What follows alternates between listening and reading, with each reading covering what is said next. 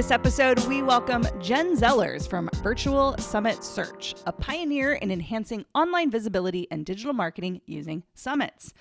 Jen's innovative methods transform how service providers and product creators engage with their audience, focusing on authentic collaborations and effective lead generation. Today, she's going to share with us her insights on using private podcasts to significantly upgrade her approach to online summits and marketing.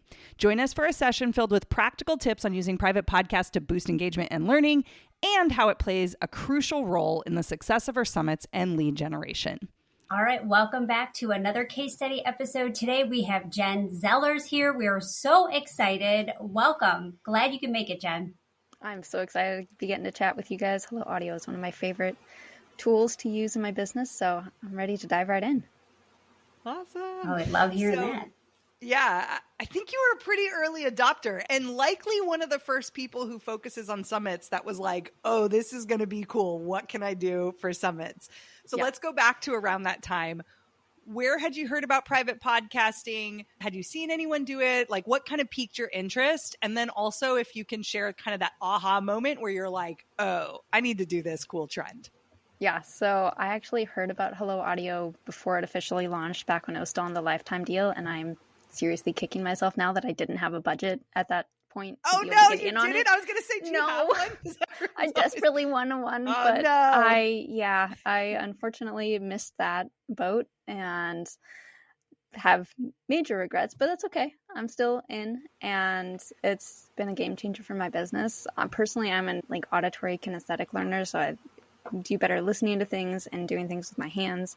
So honestly, I really despise having to watch videos for courses. I usually just turn them on and do something else at the same time.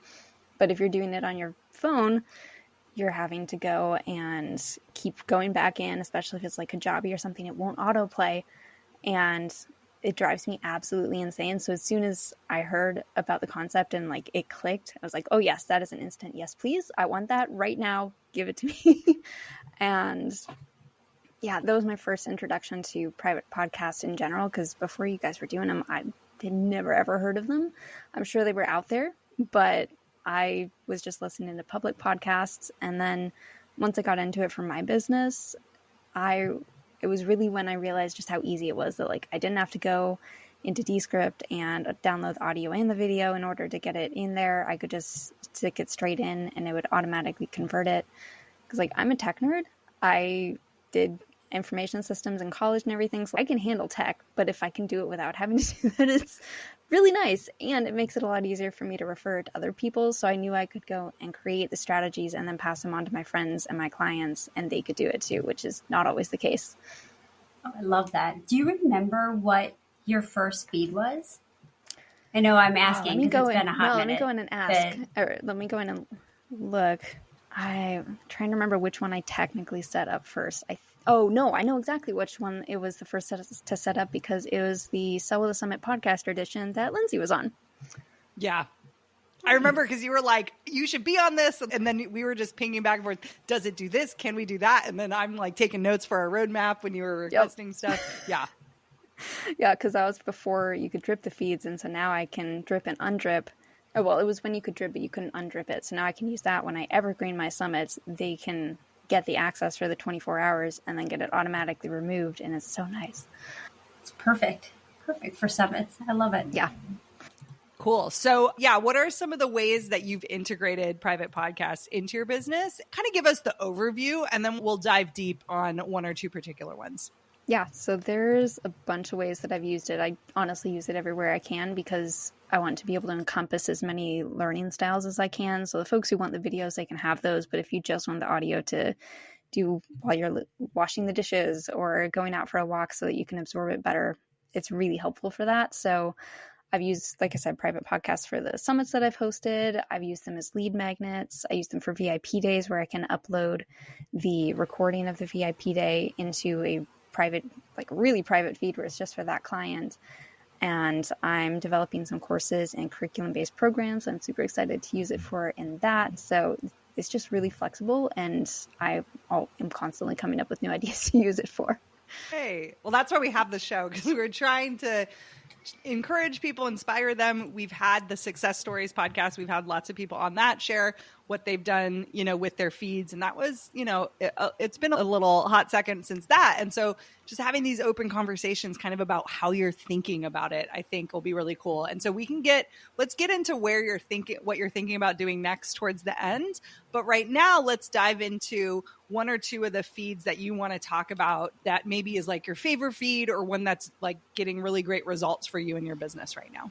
Yeah, so those would probably be my lead magnets, which are audio webinar kind of style, and then also the summits, because those ones tend to have the biggest impact on folks. So that's definitely been my favorite ones and the ones that have the best results for me. Yeah, let's break down those summit ones for a little bit. We do get that question a lot, like how are people using it in summits and what you've seen out there yourself, and then like how you're using it as well. I think just the breakdown of, are you including it in all access pass? Like you're clearly undripping. So kind of give us the structure, the strategy behind your summit feed. Yeah. Okay. So the way that I do it with my summits is during the live summit, and actually during the Evergreen Summits, I've got two different feeds. I've got one that is only for the All Access Pass holders, and then I have one that is available for everyone that is limited time. So the All Access Pass folks, whether they're at the base level or the VIP level, get their lifetime access to the ongoing feed.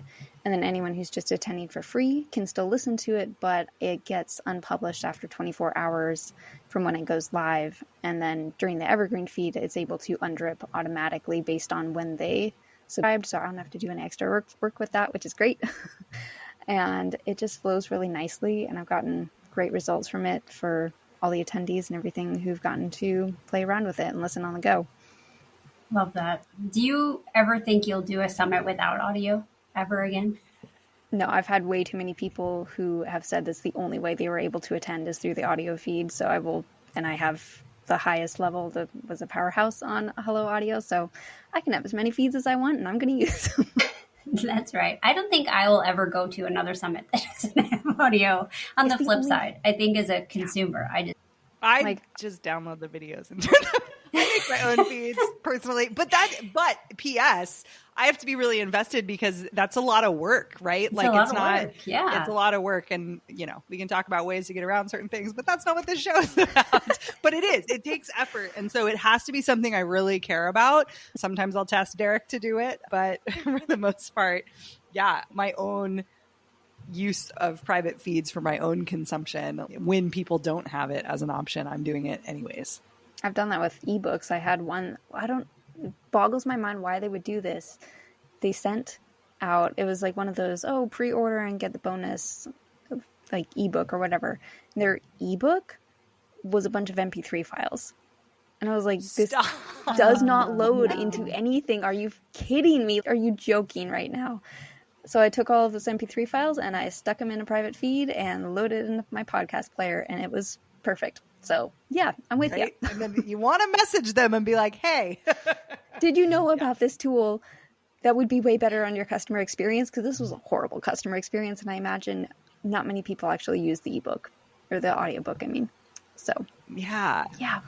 I would love to hear about the audio workshops that you're using for lead magnets too. So I know we talked a little bit about your strategy on summits, which I love because there's a lot of different ways that people run summits and whether they include the audio or use it I love the all access pass with the audio. I think that makes it to me, it's a no-brainer offer. If you get the audio recordings, that's to me every time. Yes, VIP, no problem, or all access pass. Talk to us a little bit about how you're using the audio webinars as a lead magnet, because I think there's a lot of different ways people do this, and I'm curious on your approach. Yeah, so I have two different ones because I have a kind of split audience. My main audience is speakers, but then I've got kind of a behind-the-scenes audience of summit hosts who want to go evergreen. So I've got my summit speaking audio training, and then I have my evergreen summit audio training, and they're both structured really similarly. They are, I want to say 5 or 6 episodes each. And then, so I don't position them as webinars so much as trainings, even though I call them behind the scenes webinars. 6 episodes for the Evergreen Summit audio training. So it's nice and short and sweet. They're I think they're all under 5 or 10 minutes. And that makes it really nice to be able to build that as here, you can take these short and sweet audio trainings, take them on the go, load them into your podcast player. What I do is I kind of walk them through the basics, the benefits, and the results and the next steps that they can have. And I do that in the short bite-sized pieces. And at the end, I've got, as part of the next steps, obviously they can hire me. And throughout that, I also have some spots where I use the webhooks that you can do through Hello Audio to send it over to Encharge, which is my email marketing platform. And it'll go and send them an email based on the episodes that they've downloaded. So it all flows really nicely. And I can do a lot more things with it than I could with a video training because I don't know where they got in the video training most of the time. And it's so much harder to even find anything that would let you do a webhook or anything like that in order to send that info to your email marketing platform. So I really love the flexibility of the audio training. I love that. And for those of you listening that may not know, like webhook, I know is a little techie and it can be a little overwhelming. All we're talking about here is a trigger. So this is an automation.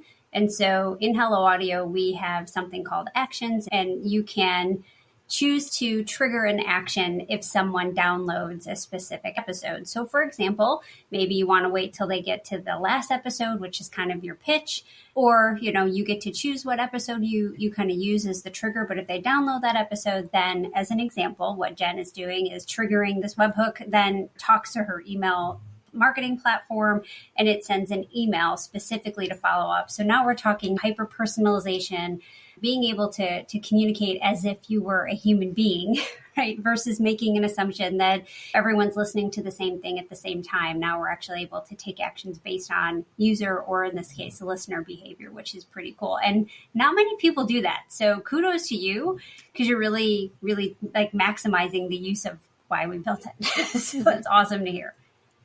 Yeah, it's been really fun. And like I said, I am a tech nerd, but the nice thing is because of the way it's set up in Hello Audio, it's still easy enough to walk my non-techie friends through it, and so they can still do it too. Yes, it means a lot to us because I know not every one of our users is a tech person, but it's important that they're able to do it. And it needs to be easy because let's face it, if it's not easy, we're not doing it. So, or at least most people won't do it. So that's awesome.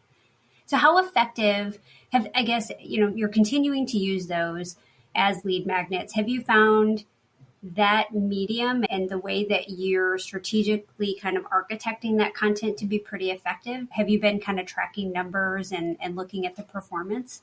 I've done the PDFs, I've done email courses, I've done actual mini courses, everything under the sun, pretty much I've tried it. And they got essentially no subscribers, nothing worth writing home about.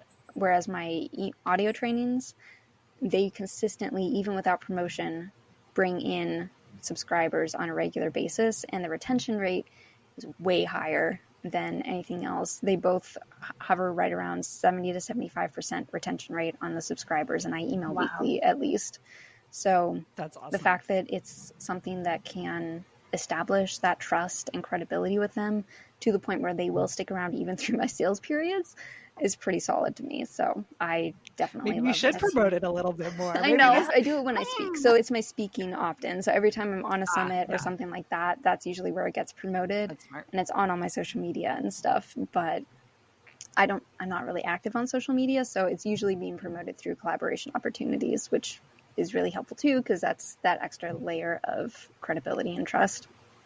I like that. That's cool, because we are talking kind of more of the nuanced stuff in this podcast. Yes, it's awesome that it's like one of your top, lead magnets, and the retention is great. Like, we love all of that. And what's cool is hearing like how it's used. This is a use case, I think, that goes under the radar, or people overlook it in their business. A lot of people are like, oh, I'm going to collaborate. And then they're like, oh, share a PDF. And then you get to share a free thing. And then someone's, oh, what do I have? Oh, I'll just share the same thing I share everywhere. And then you don't even know if that podcast or that, summit that you were a part of returned any ROI in your business. And that idea of tracking your guest spots and stuff. And, maybe you don't have to parse it out completely by every opportunity, but the fact that you even have one that's tied to networking, I think it's genius, because people obviously watched your presentation or whatever, and then they opt into this other thing. Again, what's coming up in case study after case study is it's such a good opportunity to really truly nurture people that are into you. And like, it doesn't mean you need 10,000. I don't want you to come on the show and be like, oh my God, I got 10,000 people signed up for this. Like, I mean, I would, that would be great.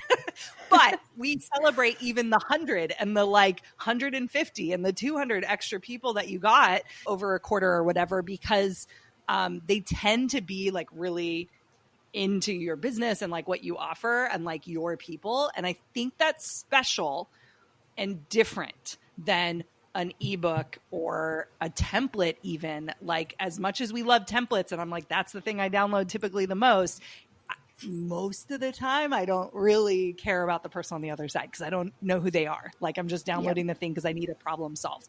Private podcasting is that extra layer of like relationship and intimacy. And so what a great use case. So I hope folks out there, I'm sitting here being like, Nora, I know ours is our success story podcast, I would say is the most like thing we share, because typically people listen to what we do and then they're like, oh, I need examples like of other people using this. So we share that, but it is cool to start to think about, okay, maybe we can really, in speaking opportunities, we've started to do some more bundles and that kind of thing, thinking about what that free thing is that might be just for that type of offer. I think that's a cool way of looking at it. I don't know if you caught it, and I know, Lindsay, you probably did, but for the listeners, did you catch that she said she wasn't active on social media? So successful business, not needing to be active on social media and having audio lead magnets that are crushing it. And I just think that deserves some kudos and some just kind of going back. But I wanted to call that out because for a lot of folks, they don't think that's really obtainable and they hate social media. So I think it's great that you don't have to be active on social media if you don't want to be, and you can still absolutely have a successful business. So very cool.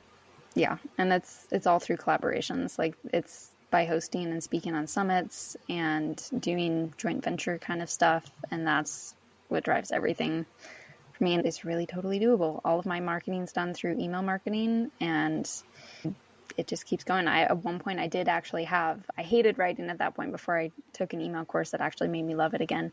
And so I would just record audio for all of my email newsletters, transcribe it in Descript, chuck it into my email broadcasts. And I also had the podcast feed then for that. And it worked for a while, but there's email marketing, audio marketing like that. Those are some really cool ways to do it. I love we haven't talked about this one in a while. The flip. Most people talk about writing their newsletter first and then recording it and making it, would you rather listen to this? But there's a flip one you can do where you just kind of babble for a little bit. And now, I mean, on the other side of this, we have tools, AI tools that can maybe transcribe it, make it sound better. I think there's a tool that I've been like paying attention to. I haven't really found a use case for me personally, but it's called Audio Pen, and it's supposed to allow you to like brain dump, and then it like makes it better. Like, you can make it formal, you can make it casual, whatever. So this concept of kind of, if that's the best way for you to get it out, that it's overwhelming to have, that blinking cursor, or ChatGPT is spitting out crap, which is kind of happening, and you just don't want to look at that, write that email or, make that post or whatever, flipping it and doing the audio first and then releasing it, which could be kind of cool. And even if you don't release that audio, the concept I think that I want to get out here, that is a pattern we're seeing in the case studies too, is like taking that first step, and audio is a really nice and less pressure first step to get something out there. It doesn't have to be perfect. And I think that translates really well. So what a cool like way to, write your newsletters and to offer your audience like a behind the, here's how I'm rambly and how crazy I am. And then here's what it looks like in email. I would totally sign up for that to compare. That sounds like secret information. I don't know. Well, and I wish I had edited the emails more. Yeah. If only. If I'd edited the emails and shrunk them up, because like you said, we ramble. But the cool thing is then it's kind of like a secret backdoor community thing that people can get into. Is do you want the audio only newsletter, they can click a button, say I only want the audio, stay on the email list for certain other things. But it could be an audio only newsletter. You could bill it as you don't have to go into your inbox anymore to hear from me, and they get a behind the scenes look at like what you really sound like, and you feel like you're talking to them because you're just talking and it's not all polished and everything. So there's some really cool things you can do with that for sure. Yeah. We need to play with it. And the more I talk to people, I'm like, what should we do at Hello Audio with audio? I feel like we should do all the things. Obviously, that's not realistic. But as a team, we're always like, should this be audio? Like we typically go not audio first sometimes, but it's funny because we just get inspired by what people are doing. And then it's like, you obviously can't do all of it, one thing at a time. I'm not going to lie. There is an audio newsletter blog feed that we haven't officially released that I put like a couple things on it. We just haven't found the right time yet, but we have a blog that has, 12-ish things. We reference it in the newsletter, like once a month, something like that. But yeah, we don't have an audio version of it. We're just sitting on it going like, we could. Cool. So we'd love to hear if you have any like stories maybe from your audience about interacting with your company, with your business, with your feeds, if there's any big ahas they've had or any commentary. You did mention, people from your summits say, I would never have even listened to this summit. Are there any other things that you can think of off the top of your head? Yeah, that's honestly the biggest one. I've had folks who they've got chronic illnesses in their families. And so like they've got one of the gals that I know has 3 kids who all have pretty severe multiple chronic health conditions. And so she's at the hospital pretty much every day for doctor's appointments and emergency stuff. And I heard one of her kids had a flare up during one of my summits, and she just emailed me afterwards and was like, I am so glad you had the audio feed, because literally the only way I listened was in the waiting room at the hospital. And she was like, it changed a bunch of stuff for my business, and I'm able to take next steps that I didn't even think about before. So yeah, that's probably the most powerful one that I've gotten from somebody about like how that impacted them being able to use the audio feed. And then there's just the other people who are like, oh yeah, it's like people like me who they just don't want to listen or watch the videos. They would rather listen on the go and stay active and everything rather than just plunking down in front of the computer. So yeah, those are probably the ones that most resonate and stick out to me. Yeah, that says a lot, I think, about really getting a glimpse of what's happening on the other side. Like the listeners are human beings listening to your podcast. And if it was a public podcast, maybe they would reach out. That's possible. They would have to go through that effort. But the fact that they're in your world, they've given you that email address, those like boundaries have kind of already been crossed. And I think that from a business owner and a creator's perspective means everything. When someone is choosing to consume your content, and the fact that you're giving them a way that would not otherwise, they would not have been able to do it. It makes me go like, how does everyone not have audio versions of everything they put out there then? Because there's that woman is not the only person who has experiences like that. And other people have other things that pull them away from the computer and what I would imagine being just very stressful, and that you kind of offer some level of respite in a time that probably isn't the best for her. That's like why we do this kind of stuff. I just think about that from a business owner's perspective. And so, yeah, that's amazing to know that you could reach people like that. Yeah. Yeah. It's really cool the ways that like the little things like an audio feed that you wouldn't think would make a difference in someone's life. And they really can. Yeah. Yeah. That's really cool. I'm curious because you've been using audio now for a while. So you've evolved probably as we all kind of learn, and then we have new ideas and we do different things. I'm curious for those folks that are listening and they're interested in getting started. Now, maybe they're thinking about, or maybe they have a summit and they're thinking about adding audio to the summit. What would maybe be some advice you would give someone who hasn't started using audio or private podcasts in their business? Just do it. I know it sounds cliche, but it really is true. Just give it a shot, because the number of people that you can reach who may otherwise have looked at your course or your whatever else you're going to be using this with and said, I don't have time to sit down in front of the computer, and you can take away that objection, and it might change their life in whatever way your offer is going to do that for them. You can reach a whole host of new people who either because of learning preferences or because of time constraints, they need this. So give it a shot. And it's really easy, and you really don't have much of anything to lose. So it's true. I think now whenever we create audio, I'm going to be thinking about that lady that you mentioned, that mom sitting in the hospital waiting room, doing everything she can for both herself and her family. I think that really paints a really powerful picture of, changing someone's life and being able to reach them and meet them where they're at. So that was really cool. I'm glad you shared that. Definitely. Well, this has been super insightful, Jen. We're so proud of how you've been using Hello Audio and waving the flag and doing all the things, testing all the tech stuff. Yeah, we're excited for you and your business, and we're glad you've been a part of it for this long. Super fun. I'm glad I found it when I did. And yeah, totally. So we like to end the episodes asking about a private podcast, if it existed, of your life ramblings. What would it be called? Either Utter Chaos or Here Be Dragons. I don't know which. Here Be Dragons? Those are both really good. Yeah, I like Dragons that. are my That's favorite fascinating. animal. I could see the cover art. Wow. Yeah, that would be cool. I like that one. That one would stand out for sure. Very cool. Well, thank you for joining us. Thank you for sharing your stories. And yeah, we're cheering you on. Thanks for having me. And there you have it, audio heads. Another episode of Launch Your Private Podcast is in the books. I hope you're leaving today feeling even more ready to amplify your voice and connect with your audience in meaningful ways. The adventure continues in our next episode with even more insights, strategies, and inspiration to help you along your own private podcasting journey. Of course, make sure to check out helloaudio.fm to start your own private podcast. And remember, you've got amazing content that needs to be heard. So let's turn the volume up. Until next time.